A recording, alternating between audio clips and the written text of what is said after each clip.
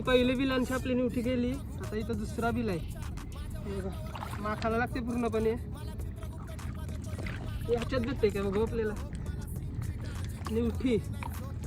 निवठी म्हणजे खावाला एकदम खावाची बोल असतं, निवठीच भारी. पण त्याच्यासाठी मेहनत आहे ना लय आहे, भेटणं पण कठीण असतंय. हात चालवायला लागतं. बघू घेतली बघ,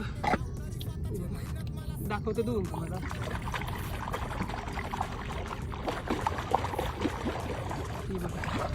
निवठी